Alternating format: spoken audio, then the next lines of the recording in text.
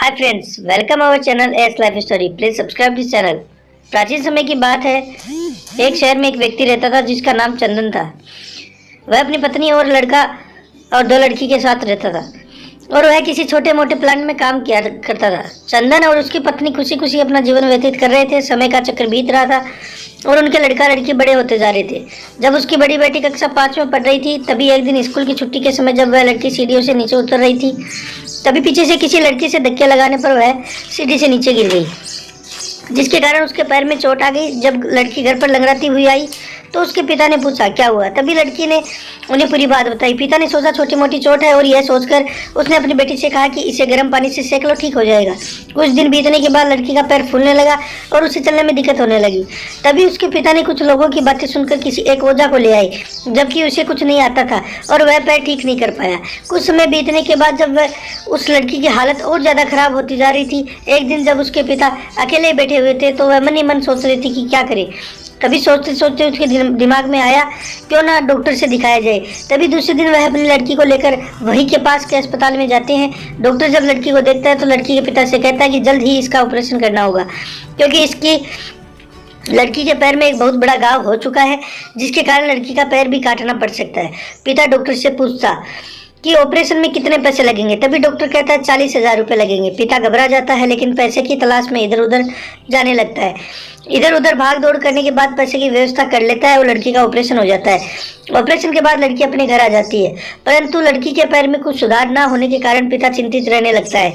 इसी तरह 4 साल बीत जाता है तथा पैर में लाख लाख रुपए लगाने के बाद भी लड़की का पैर ठीक नहीं होता है, जिस कारण से पूरा परिवार दुखी रहने लगता है। कुछ समय बीतने के बाद लड़की का विवाह हो गया और लड़की के जीवन में खुशहाली आ गई। पिता सोचता है कि अब सब कुछ ठीक हो गया है, संघर्षों का दौर खत्म हो गया है, परंतु किस्मत को कुछ और ही मंजूर था। एक दिन जब वह बाजार जा रहा था, तभी पीछे से किसी ट्रक के द्वारा उसका एक्सीडेंट हो गया, जिसके कारण उसके सर में गंभीर चोट आई। चंदन 1 महीने तक बिस्तर पर ही रहा। 1 महीने के बाद ठीक होने पर वह सोचा कि सब कुछ ठीक हो जाएगा। तभी उसकी पत्नी का स्वास्थ्य खराब होने लगा और वह बीमार पड़ गई। यहाँ वहाँ छोटे डॉक्टर को दिखाने के बाद तबीयत और बिगड़ गई, जिसके कारण उन्हें वाराणसी के बीएचयू अस्पताल में ले जाना पड़ा।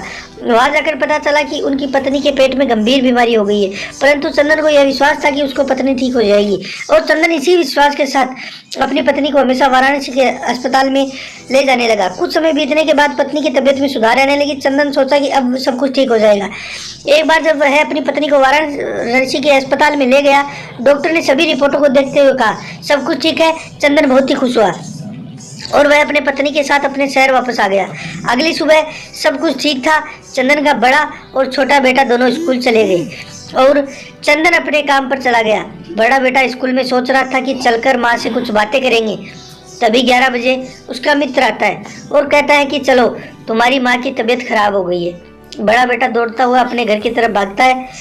तब तक बहुत देर हो गई होती है, उसकी माँ की मृत्यु हो चुकी होती है। बेटा माँ को देखते हुए फुट फुट कर रोने लगता है और वह अपनी माँ का अंतिम संस्कार करता है।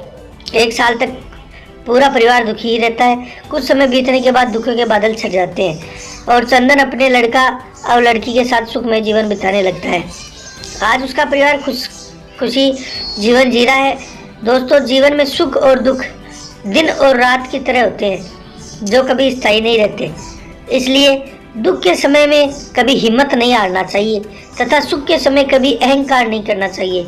इसीलिए कहा गया है, आप सभी को जीवन में संघर्ष की कहानी कैसी लगी, कृपया कमेंट करके बताएं और अपने दोस्तों के साथ व्हाट्सएप, फेसबुक पर नीचे दिए गए बटनों के द्वारा आसानी से शेयर करें।